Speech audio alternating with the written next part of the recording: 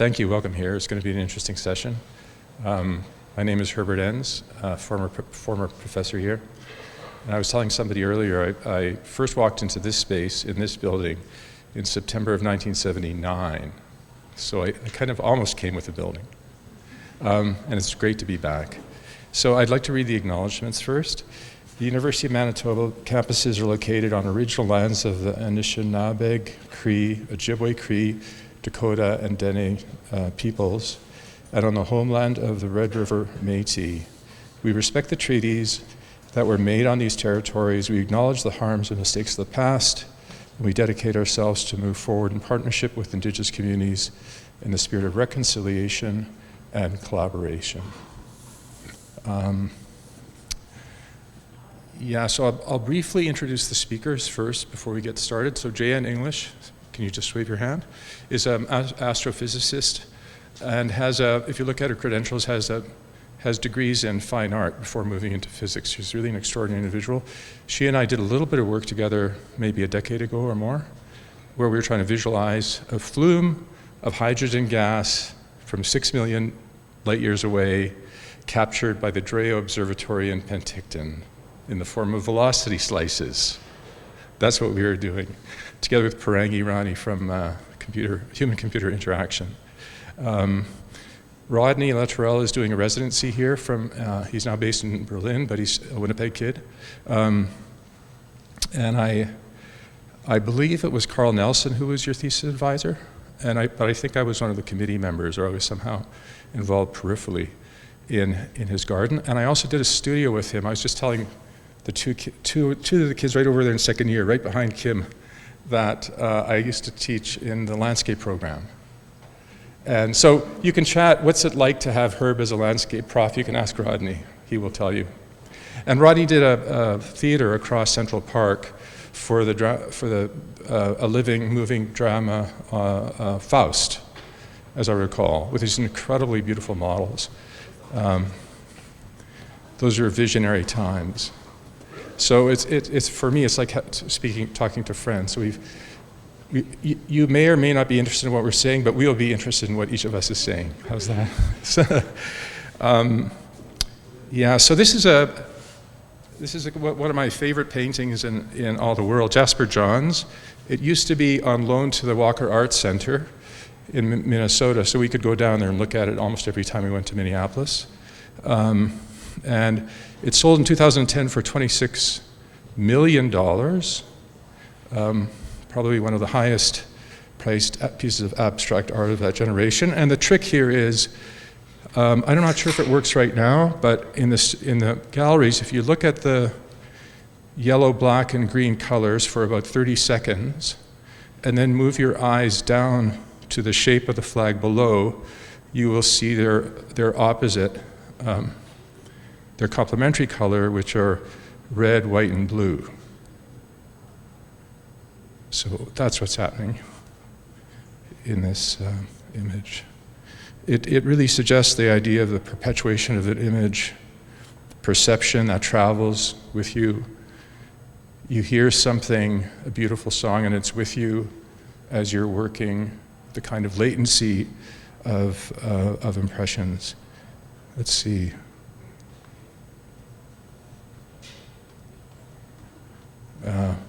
And then a couple of, this isn't really my full, let's see, a couple of images. This is the most recent project I've finished on Dominique Island, Lake of the Woods. As a practicing architect, I'm really still quite active, have been. And, the clients for this project are total sweethearts. I named it the Fortunate House because they're so delighted that they can go out to this island and spend time there. The shoe fits, and it took a lot of work. I know the family extremely well, and it's almost always better to be working with somebody who you know.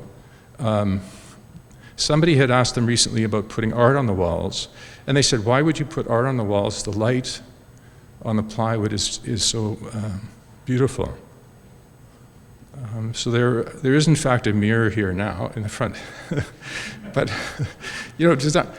designers only have so much control over their project. At a certain point, you hand over the keys, and it becomes somebody else's project. But they really chose a beautiful mirror, I can assure you that. And then this is a kind of strange thing. The title of this project is Sometimes an Underground Movement is an Illuminated Bridge. And it's by Olafur Eliasson. It connects a couple of the buildings at the Museum of Modern Art in Houston, which I think that museum has the largest footprint of any museum in North America outside of the Met in New York. So they've had, and this happens to be an addition by Stephen Hall. And what he's doing is he has these sets of 3 tubes of casting light in the tunnels. And what they do is they're a kind of a single bandwidth light color. So it's not like light that has a mixture of colors in it, it's pure. And into that mix, he dumped, shall we say, pieces of colored light that come from above, which are also distinctly not just daylight, but they have a purplish hue. And what happens is your eye gets adapted to this single wavelength, and you have more perceptual capacity to see the spaces and see the objects in them. It's like putting all of your brain power to observe only a very small, compact wavelength of light. And it gives you this illusion of focus, which is quite extraordinary. And then when you walk out of this space, you see everything with a blue cast. Really quite remarkable. Here is the light coming in through a fountain. So you can imagine the variegated light. And then this is a never been published project. I don't think I've ever publicly spoken about this building. It's just north of Winnipeg. It's for very good friends of mine. We call it the River House. And it's kind of a glass pavilion, very, let's say, Miesian, that sits on, it's almost like a parkland, I suppose. And it's really, unlike the plywood cottage, which is actually an addition, which is incredibly compact, and we're really trying to be as tight as possible. This one is much more of a, this project can stretch out a bit, or has stretched out a bit. And it's, you are essentially in the living room spaces and in the kitchen spaces, living in the landscape. And so there were very few walls for art in the project. And there was one particularly interesting wall that was very accessible upon entry to the site, and which we thought could be something that was very bright in a way. And so the idea is that I did argue is the wrong way. I did try to convince the client to buy a $14 million Gerhard Richter portrait of his daughter, which was only about this big. I said that has a color weight of its own, but and did the renderings for it. Actually, it looked pretty good. But so here's how we do it locally. So after many attempts to find trips to New York and all that stuff to find a kind of a wall-sized image, we decided that we could attempt it on our own. So I took up the grid of the building, 1'6". Those bays that you're looking at are 3 feet. And I subdivided them. I chose a set of colors that represented, were, in my view, in my kind of from my internal perspective, the colors that were most dominant and most representative of the cultures of Canada, Germany, and Bangladesh. So I had this color strip going that had about 20 or 25 colors, say 7 colors of each of those countries. The German flag, of course, might have been incorporated in that. And then I started beginning to align them. So it's quite, let's say it's arbitrary, but it is a kind of signature of identity in some ways. The Bangladeshi colors were all the brilliant greens of foliage of the jungle. And then I knew that the client, I'm wearing blue intentionally. My dean is shocked. I'm not wearing black. She hardly recognized me. She said, Herb, are you a cousin to Herb? She said, or something like that, you know. But anyways, the client is, one of the 3 clients is particularly interested, is biased towards the blue spectrum. He appreciates. So literally in Vectorworks, I draped a blue across all of those colors, and then made it translucent in a way. And so when you see the colors registered here, a bright green becomes turquoise, right? So there's this subtle shifting of colors which, in spite of the limitations of computation and the way in which the minimal numbers of colors that we can register, it came out with this, this kind of design. And then my father was a painter. We were talking about the beginnings, and everybody says, "Oh, your father was an artist, like wore a beret, and always had, British currency in his pocket." No. He painted houses.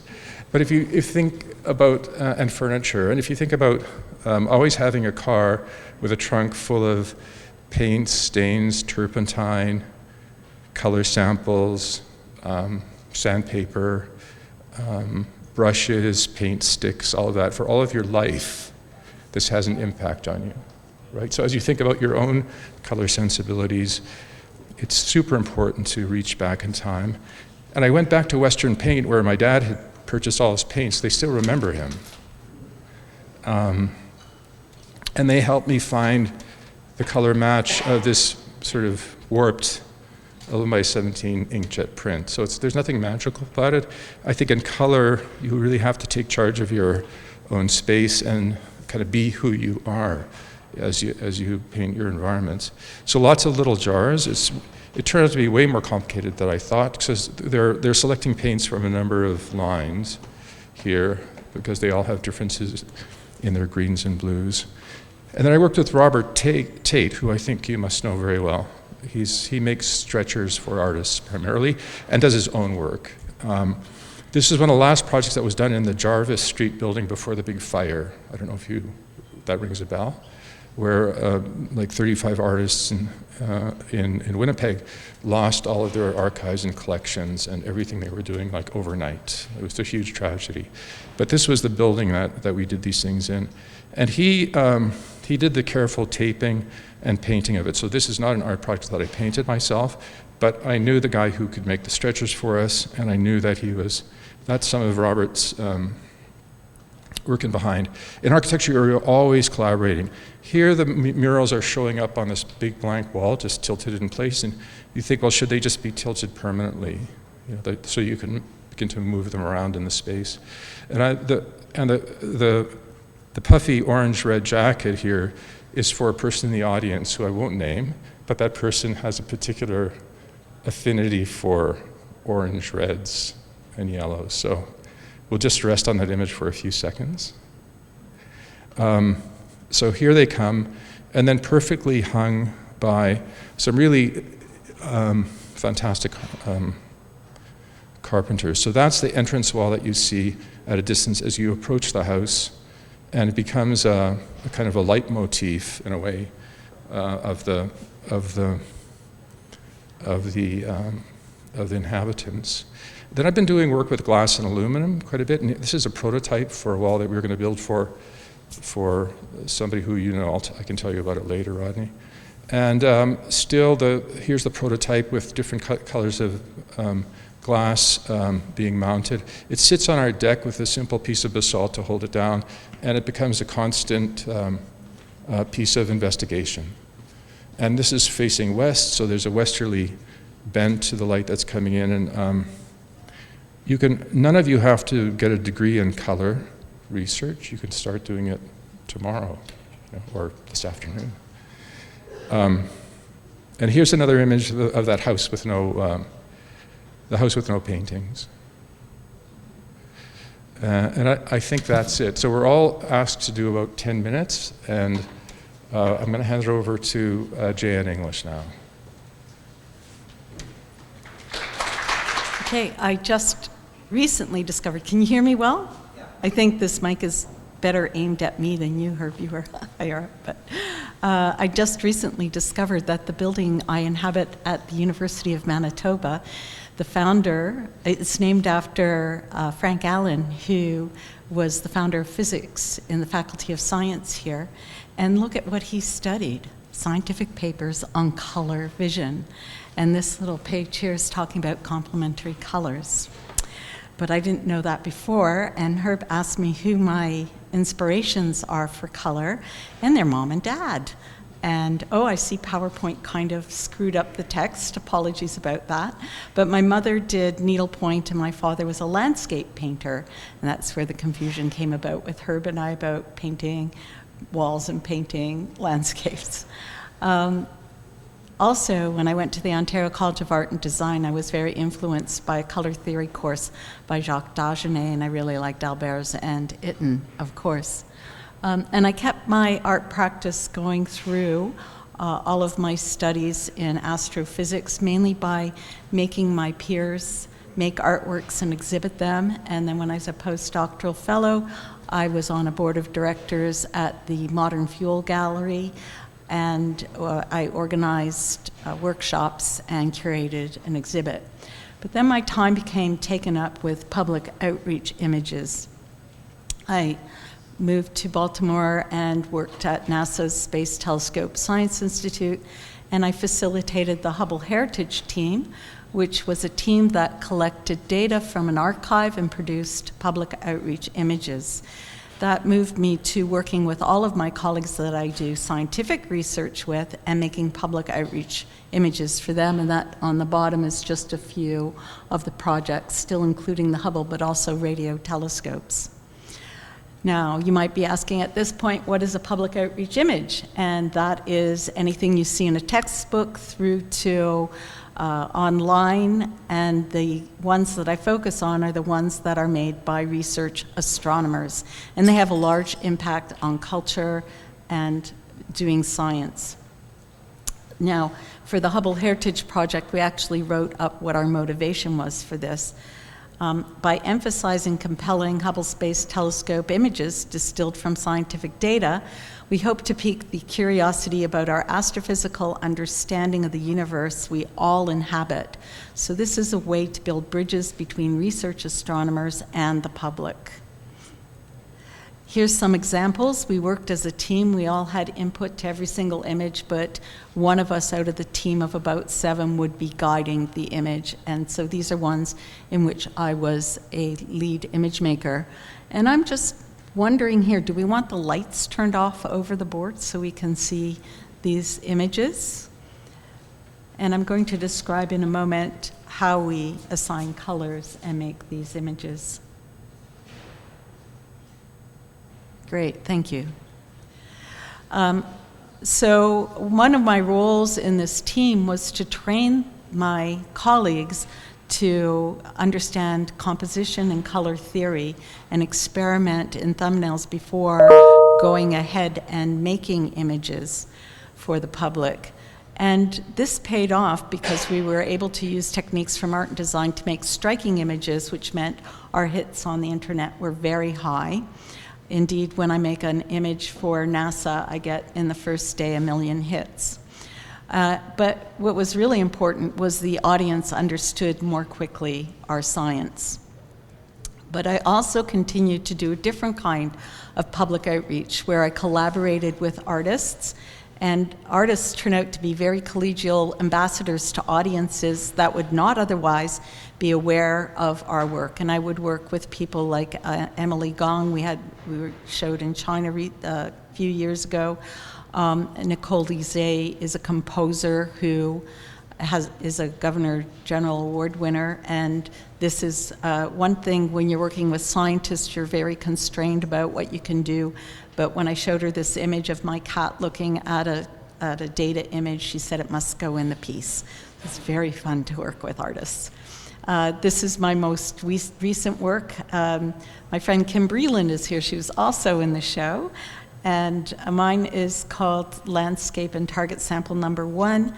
Just very briefly, I may hover over here and play you a bit of this. So it's a landscape. Oops, that didn't work. It's not working, Chris. I click on it and nothing happens. But it's just a canvas with clay for the earth, and the video above is astronomical data set to music by Fortet, so I'll just play that for a little bit. And so I start with astronomical data, and I move towards making a public outreach image. And let's see if I can move it along a bit.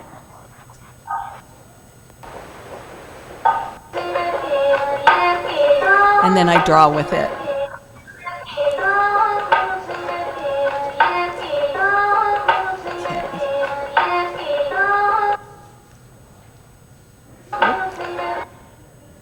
And there we go.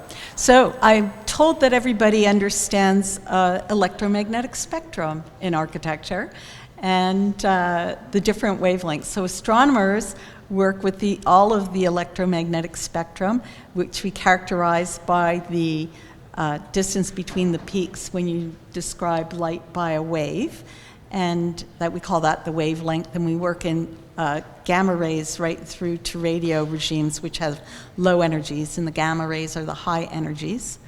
And here's an example of across all those wavelengths for a galaxy. We will measure the number of photons. So think of the y-axis as the number of photons at every single wavelength. And here you can see that part of the electromagnetic spectrum that's visible is really small, right? Just a slice down here. We call the whole thing, this whole spectrum of a galaxy, we call it the spectral energy distribution. So let's look at one little slice here, like we have UV to the left, and then we're into the infrared on the right of this little band. But let's look at this little band. By the way, why there's so many dots here is because those are many different measurements. So you can kind of see the curve if you draw it through the middle of all those dots, okay? So that also gives you an example of the uncertainty in our observations. But if we select that band there, we're looking at stars, and we can look at, this is kind of like for individual stars, what we're looking at is continuous emission for all of the wavelengths. But you can see that the hotter stars here, their peak is to the smaller wavelengths, and those stars are bluer. And then if you look down here, you see for a cooler star, the peak has moved to the right, and those stars are redder. And one of the ways we can characterize these curves for stars is we can look at the slopes. So there's the slope for the bluer, hotter star. Oops, I keep pushing the wrong buttons here. And below is this flatter slope. It's much less steep for the cooler star, right? That's the redder star. So we're actually giving the color of the star by the slope, and we call that the spectral index. And that color is a proxy for the temperature of the star. Let's look at another band of this galaxy, one over here in the radio regime, counting up the number of photons as you go up the y-axis. And when we look at this, we have it's actually a galaxy that has a jet coming out of it because it's got a black hole in the center of that galaxy. Now the jet is formed by charged particles orbiting around magnetic field lines, and that causes emission. So here we have a slope that's very steep, and that's the slope for those charged particles in a magnetic field. We also have another slope right here, and that slope is flatter, and it's for a gas cloud of particles that have been separated. You take the atom and you separate them, and you make by heat, say from stars, and you have charged particles. So you can see here that we can tell about different processes given this slope. So it's not in the color, not in the visual range, so we call it instead a spectral index instead of a color index. Now, how do we make public outreach images? How do we apply color? What we do is we take our black and white data and we assign color to it. So for the infrared, I'm going to assign it red. For the ultraviolet, which we also don't see, we'll assign it blue, and then we'll use green in the middle, and we have the start of our public outreach image. But we also have, for this particular data set, some other filters from different chemicals. So the 502 nanometer data is from oxygen. And you could look at the CIE diagram, which is the color space that humans see in this square of theoretical color space. And you can go on the outside locus of that and find 500s, and you'll find that those are green to the human eye. When you look at the other two, which are hydrogen and sulfur, what will happen is you'll see that they're both red on the CIE diagram. So if we mimicked what a human being would see, then we will miss all the structure in the hydrogen and sulfur. We won't know there's two different chemicals there. So what I do is I promote to people who are making images to not choose these colors arbitrarily, but to use techniques from art and design to choose the colors for those images. And what you can do is then use complementary colors so that you make a harmonious image. And you can work out something like this, which is what we did for Hubble Heritage, and that gives you an image that people want to be engaged with. It creates some spatial depth, and you can retain the fact that there are two different chemical elements there that would otherwise be colored red. So here's the kind of stuff I do at the moment. I just wanted to put up a few. And you can see that we color on phenomena instead of coloring for contrast. That's one of the artists I worked with, Alexandra Mir, that's what she mentioned. And you can see here the different wavelength regimes that we're working in, along with this narrative that we're trying to tell with color for each of these images. Now we come to a class I hold here at the University of Manitoba called The Art of Scientific Visualization. And we have some members from the class over there. Everyone who took the same data set from the James Webb Telescope, and this is all in mid-infrared, whoever made an image of this planetary nebula, stick their hand up. So those are the image makers for these. And what you can see, I'll show the other one now. Everyone who made the image here, stick their hand up of the dust gas clouds. Great. Okay, so what you can see from these is that you can take the data and make several different versions, and all of them are equally valid. Okay, so what am I doing now and into the future? I'm making images that are more about maps in research. I deal with the spectral index, with the velocity of an object, and we're moving into virtual reality. So for spectral index, what I've done here is I've made a color, oops, I can't move away from here, a color table that you can see at the bottom left-hand side. I've got two sequences. These are diverging color tables. I have two sequences that are analogous sets of color, and they're complements of each other, so that makes it quite harmonious. And in between those two segments, I've got compensating tones. And what that tells you is how this is organized is so that if the spectral index is flat and we have the plasma or dust actually, then you'll go towards purples. And if you have stronger magnetic fields, you're going to go towards the yellows. And when you apply that to data, you can look at a panel like this and go, right in the center here, it's dusty because it's purple, so we know we have a black hole there surrounded by a dust torus.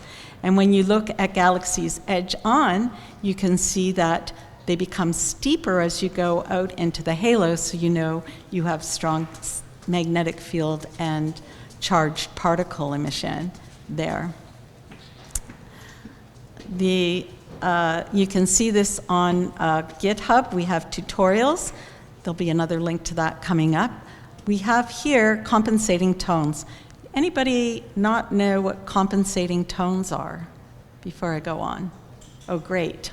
Okay, so you can make a compensating tone color scale for something that's really useful in astronomy. If I have a galaxy, I'm going to do one of my galaxy dances here. I'm going to rotate the hand coming towards you. If you have photons coming from there, it becomes blue shifted. And as I rotate away, it becomes red shifted. So one hand is going to be blue shifted, one hand is going to be red shifted. So here's my galaxy dance.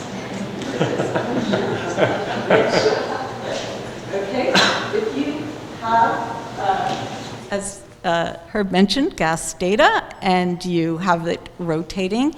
This is what's going to happen. The light from the gas is going to become blue shifted and red shifted. Now, our traditional way of representing blue shift and red shift is to choose colors in our astronomy packages in which the blue recedes and the red approaches, which is opposite to what's actually happening. So we can use a compensating tone color scheme instead, still use blue and red for our legend, and we have blue shift and red shift. And you can see that this galaxy's upper right corner is coming towards you, and the bottom part is rotating away. We have a lot of tutorials for this. It's called Cosmos Canvas. It's on GitHub. And then another colleague here at U of M and I were really interested in taking this gas data, and this is with Parang Irani, and Herb was involved, and we're trying to apply color to that, and I'm looking forward to interacting more with Rodney because he deals with color in 3D all the time, and we're trying to figure out how to deal with color in virtual reality. And we just got a new VR headset, and we're going to try to do those explorations in the upcoming years. Thank you.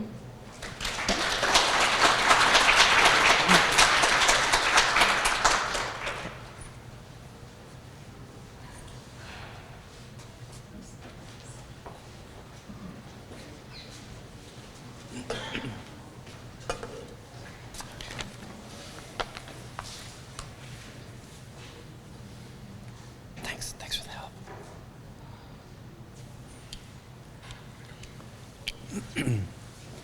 Thanks, Jayanne, and thanks, Herb, and thanks, Jay, for arranging for thinking of actually doing this and putting it together and putting us all together. I think it's an interesting conversation, no matter what we say, no matter what, because we all come from these very specific contexts, and I think coming together, I think more kind of interdisciplinary discussions should really happen, especially at the university. So yeah, I gave a big talk yesterday about my work, so I don't want to repeat tons, and I'll just do show a couple of projects and talk about my approach. Yeah, I studied at U of M. I studied architecture. I have a master's of landscape architecture, and then I mostly have been working in the art context, doing installations, and specifically with color and space. And my approach is to really structure space with color and look at the relationships between color, experience, space, light, and all the related aspects. But I also do design. I also work with architects, and I do color for them. And I do public art. But I'm also writing about these subjects as well. So I also am very interdisciplinary focused. So yeah, I think color can be perceived in many different contexts, right? And I think, as we deal with it every day, I think it's more than just information. It structures perception, but it's also emotional. Of course, it's physical, and it's spiritual. I respected it as a kind of primary force that affects many levels of consciousness with psychological and physiological effects. Yeah, we know colors affect the body in different ways, and we know light affects melatonin and sleep management, for example. And it has a lot of spiritual quality as well. It's often associated with different kinds of spiritual awareness. So I think of color as not a two-dimensional layer, but as a sensorial experience acting upon the body in space. And I think the body in space is critical. We tend to ignore the body, especially being online all the time. So if color structures perception, it also structures space. Color is usually considered a secondary quality in architecture, but if you consider the primacy of perception, if we think about how we experience buildings, and how space is actually felt and how it's navigated, color has a mysterious primacy in architecture, which is often neglected, I think. So in my work, I use this breakdown. I use this to break down divisions of inside and outside. The way I use color in my work specifically is to connect typical binaries like public and private, inside and outside, and I try to think through an integrated sensibility and just to experiment with how scale, sequence, cultural memory, and other considerations shift color perception and thus a sense of space. So architecture often relies on color used in a representative way as a way to distinguish elements, like have different doors have different colors, as a wayfinding device. My approach is to use color in a hopefully more evocative, poetic, painterly way to break away from signification towards actions in space. Yeah, so I'm showing just a few projects. I've done a lot of different projects in different contexts, in museums, in galleries, in public space. This is called Model for Inner Expansion. And I'm just kind of referencing this idea that Newton broke the colors into 7 different colors, somewhat randomly. Also, there's a connection, in the East of an esoteric system of chakras, so-called energy centers that also have 7 colors, and they're the same 7 colors. So just noticing that connection, and I'm always wanting to make this connection between inside and outside, and how we experience and how we feel. So I used these 7 divisions, and I just made my own 7 colors. And I made them in a pattern, and then I made them into space, and then I repeated it and expanded it in different scales. So when you walk through the structure, you can really feel how space changes the colors. So the color looks different in the smaller room as compared to the bigger room, just because there's a different relationships, different differences, and color is always about difference and context and relationships, as we've learned from Joseph Albers, color is a relational medium. So just some other images of this super experiential piece. It was at the National Gallery of Canada. This is also another sort of a version of it that's more immersive, interactive. And here there was 5 colors that were at a certain gradient, and then there was a black color frame, and following that there was another 5 frames in a similar color, but 3 tones lighter on a color scale. So there was a sense of a transition and a sense of the subtle shift in color within a specific range of colors. Here's another installation that I did it in Program in Berlin. I think it was in 2007. So here I was playing with this difference between a system of representation and experience. So I just chose sort of 3 color schemes, kind of in relation to landscape, kind of like a cliche sunset and like a forest scene and a winter landscape. So using those colors, warm reds and then greens and then the icy tones. And so it plays out in space between light, natural light. It's these series of tunnels between windows and fluorescent light. There's also colored chambers that accent this structure as well. But here you can just see the variations in the repeated colors. So it has to do with your experience. You walk through and it's all the same color, but you experience each color differently because of the differences. Like, for example, like, in a darker context, here's another installation, more recent, and here I was just associating different colors with a typical building element. So thinking of a 2x6, something that's normally used to build temporary exhibition walls. So using the kind of the structure of display, the wall, and using the element of the wall, the stick, and making this 2x6 in different materials. Here's painted aluminum and plexiglass, and there's tape on the wall. And here I made a wall with a mirror on the edge.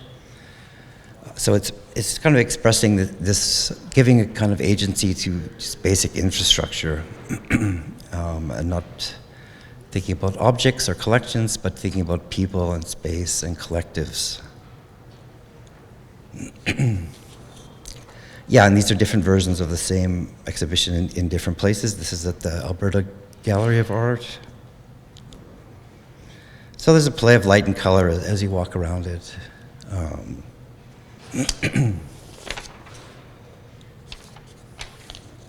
Yeah, and the last project I wanted to show is Plug-in, the University of Winnipeg. We were asked to do the colors for the architects. That included Neil Manek from DIN Projects. And we gave many color schemes, and they were all too radical mostly for the maintenance people. They didn't want to use too many colors. So then, we just said, we'll just use these sort of tweaked primaries. But then there was sort of different circulation loops on each level. So for every area where the circulation went around, when it went past the doorway, we said that the color would be a specific percentage. So it was 100% here. The next panel would be 90%, then would be 80%, then would be 70%. So we got all our colors out of it by saying, there's 3 colors, but then there's all these percentages. So it became very tons of colors just from these 3 colors. You can see it here. So there's this dialogue of different shades of the same color.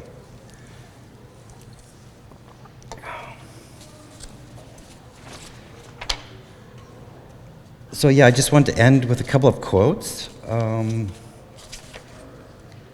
by Michael Taussig, who wrote about color and the sacred a lot. Yeah, he says the effect of daylight, of the sky, makes it possible to extract an infinity of subjects from the olive tree. Nothing could be further from the notion that there are forms, and then we have color lying on top as a cover or a jacket. If anything, it's the other way around. We have forgotten what every butterfly knows, that the visual effect of colors is created by the interplay of the tone between the tone and the body. When we see a color, we are actually seeing a play of light in, through, and on a body, the body of color itself. So colors is this relational medium. Color has, we know color has a lot to do with beauty. In J. Ann's visualizations, they're also give information, but they're super beautiful as well. So I think, there's color it shifts from being the decorative to profound very quickly. So I just want to emphasize this sort of elusive and unstable nature of color, and and I think that's a good starting point for the conversation. So thanks very much. Yeah.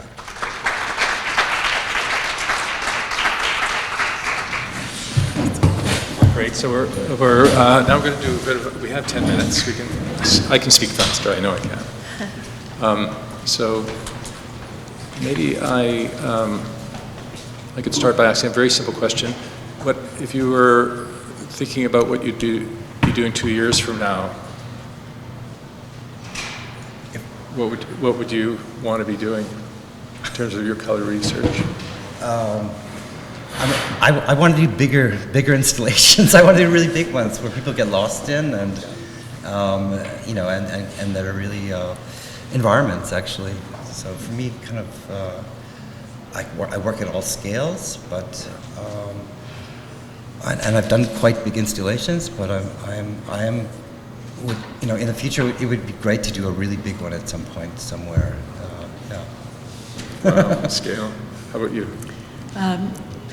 Figuring out color in virtual reality, like what kind of impacts it has for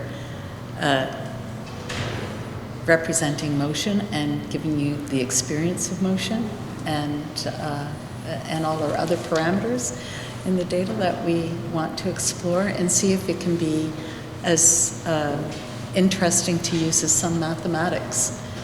Use color instead to do our discovery science.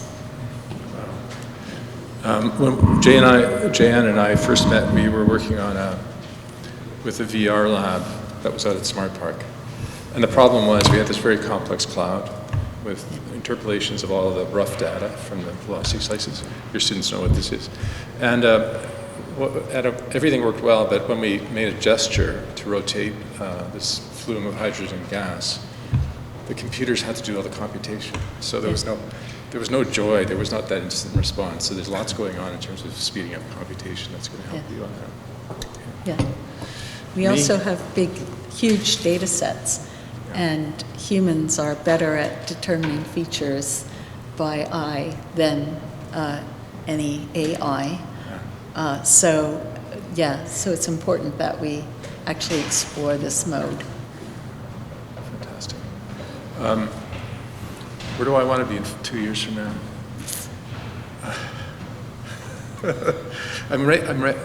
I'm writing a book about Iceland, and one of my colleagues and longtime collaborators, Michael Benedict at Texas, saw the draft. I went to visit him in Austin, and he said, "Are there any illustrations? You should be doing illustrations." So I said, "Thank you very much," turned my car around, came home back to Winnipeg. I always do what I'm told. So in the kind of the color realm, I'm really now trying to make a red gold fish from the North Atlantic look as if it's coming out of the page and into the screen. So it's like a spatial color thing, but I'm really working at the fabrication level. And it's simple. Yeah, well, your eye is always the judge, right? You can use all the tools, but yeah, I think, like, I'm glad you mentioned that. You know, it's not an exact science. Like you're translating, you're translating gas numbers, into colors, right? And they also relate to the spectrum, and you could do it normally from the perspective, the spectrum, but you shift it around so you make space, and you make it a bit more beautiful, you make it more appealing. And I was always so interested that the sun is always represented as yellow and orange, and it's white, of course, and it's also the coldest star, so the sun is white and cold, but we always feel like that it's yellow and orange and hot. It's kind of in the middle for temperature. Okay, right, yeah. But it's not. Kelvin, it's not a hot blue young star. Right. No. Okay. Yeah. Yeah. Are there any questions from the audience? What are your thoughts? Yes. You said that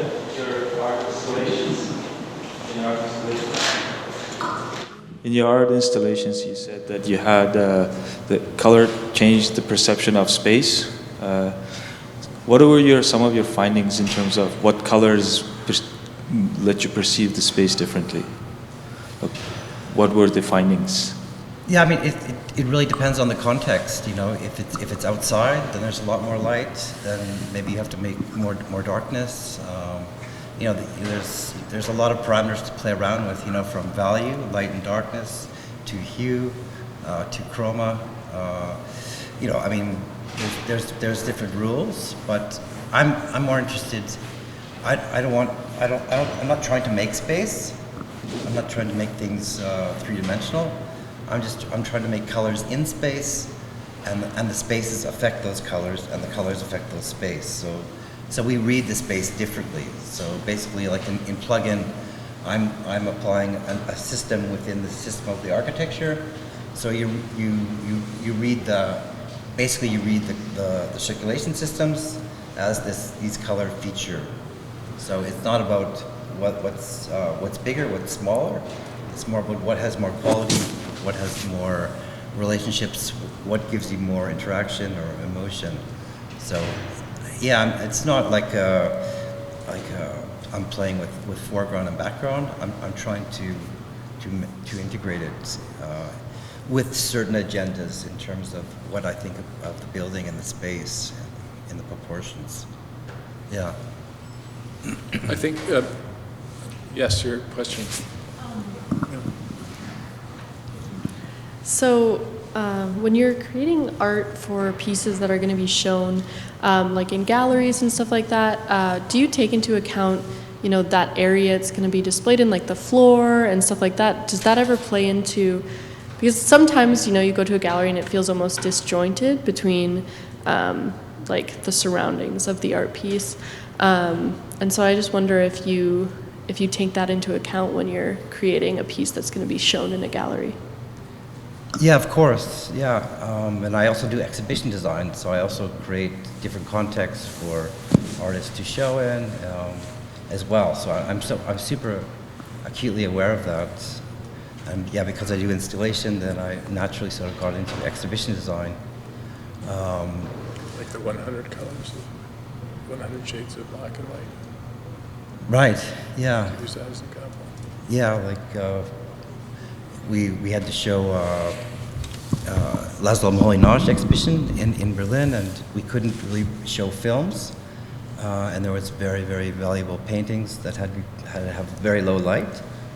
So I was thinking about film, and we painted a huge series of stripes between black and white that sort of give the sense of a projection, actually, just to give that feeling in the space. That was, it's just more of a visual cue and an experience. For example, so that was a way that we could have a presence, give more of a feeling of projection and photography just using color. But yeah, there's many ways to really integrate exhibition design. I think people don't think as much about the visitor, right? You have the visitor comes first. You have to think about the space, the visitor, the pieces, and the relationship between the pieces. So there's this matrix that is super important for each piece. So yeah, I do. Another question there. Thank you to the three of you for very beautiful work and projects that you shared with us. I can't help but ask, I guess first, you mentioned U of W, you had this project for U of W, and when you were saying what you're going to do next, the first thing that popped in my head, anything for U of M that you might be doing to make it more beautiful?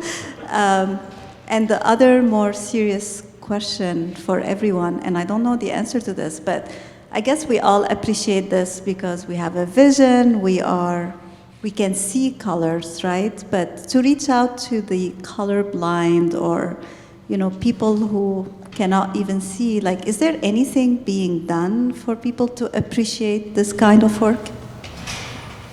Yeah, I think color affects the whole body, and I think it like we were mentioning, but yeah, I don't know if there's any ways. I guess it's a question of translation and how people can feel different colors if they're colorblind. No, it's a very good question because I think my sense is that everybody has a unique color space. Right. So it's not colorblindness means it's them and us, but it's actually true that everybody sees things just slightly differently. Just like my tone of voice is different from yours and yours. Yeah. I was on the drive here. I was thinking about something my son had said when he was about 14 years old, where he asked a question, doesn't everybody see numbers and colors? And I went, well, that's synesthesia. That's where vision and mathematics and the two parts of the brain kind of come together and are fully integrated. And I've been thinking about that a long time. He's now 32, I think, so I've been thinking about that for 17 years. Just on the drive over here, I realized that I did an article about color and culture for King Architect magazine many years ago, and we photographed a series of these. We used to call them rods that were used to teach people how to count. I think they were German, right? I can't remember if number 6 was blue and number 4 was a kind of red, pink red. Do you remember that? Remember those?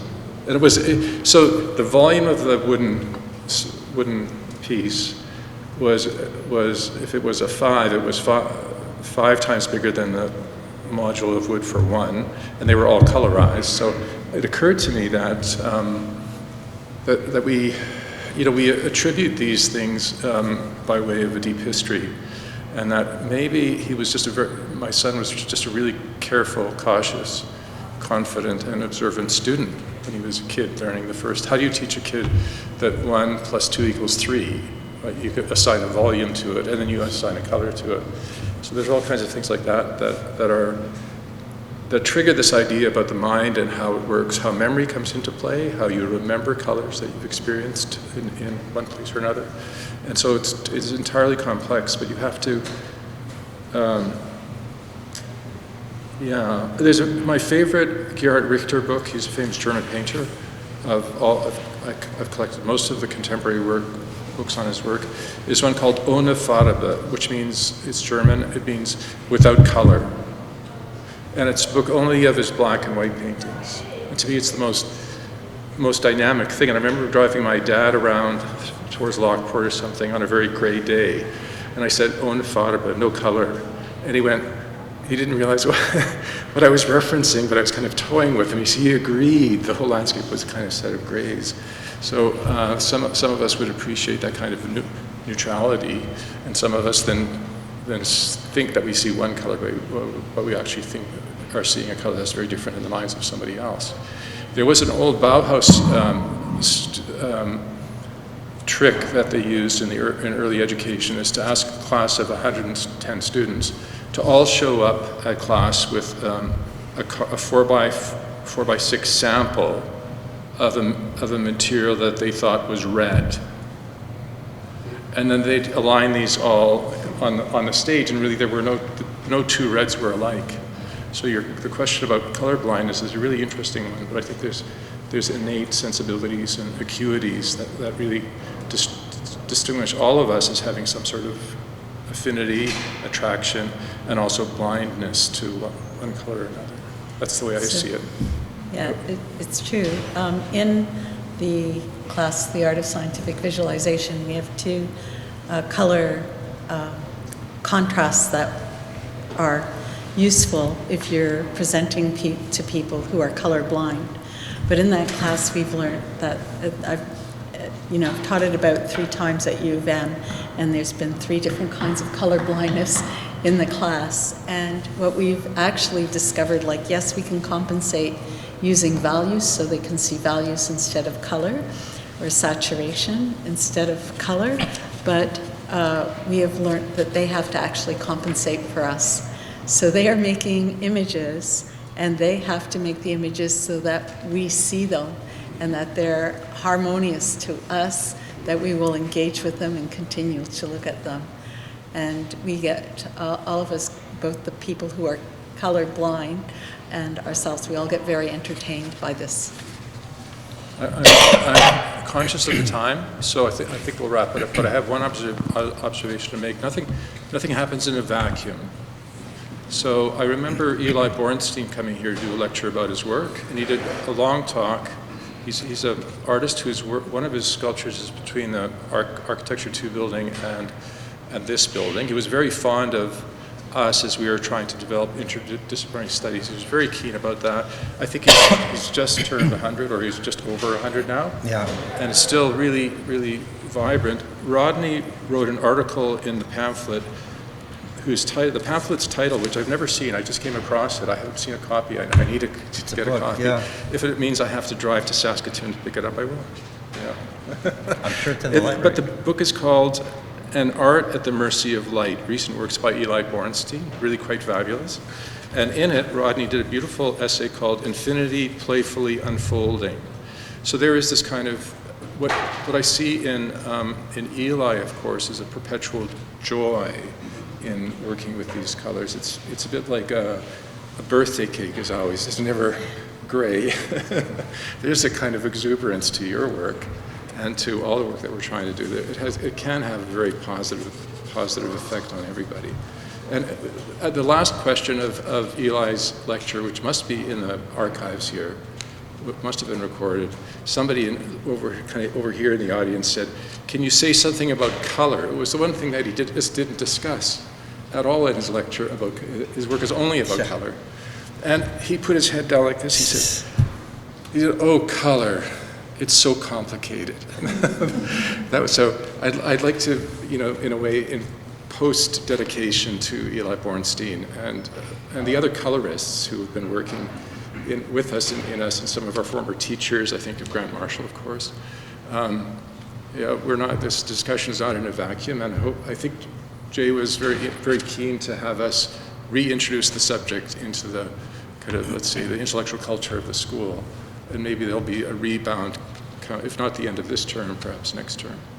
So thank you all for your attention and participation. I want to say one thing in terms of, like being color challenged and not seeing all the colors, or I think, we're all color challenged in a way, and because our there's language and culture that are filtering color for us, like for everyone, and that's a kind of color blindness, which is a color expansiveness. But I mean, there's something called color constancy, where our rational mind takes something that we look at, like an orange, and makes the whole thing the same color, so we can recognize it. So there's a difference between recognition and perception, and experience and perception. But if you photograph that orange, you'll see tons of oranges, and when you photograph things, you also end up seeing a lot of shadows as well. You can test it with anything. There's always way more shadows than you experience in real life in a photograph. But there's way more colors than you can understand if you just look at an orange and think it's orange.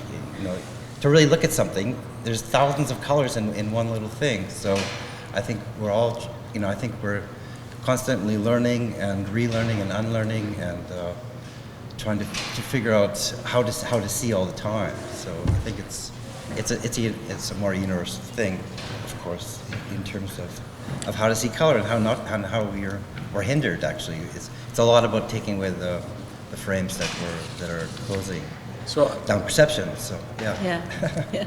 I like ending these things with an assignment. So the assignment is for you. You asked the question about interaction, and I want you to ask Rodney, after we close this thing down, about his Pharmacon project, where it was a robotic AI-based logic that would scan you as you came into a booth, and it would then do a pharmaceutical color mix and dose you in that color. And it was here, it was live, it wasn't a dream, I saw it. So he's guarding some of his intensely interactive work for some reason, but that's your assignment to ask him. And he's flying to Berlin when? On Monday. So you got to get him right now. Thank you, everybody.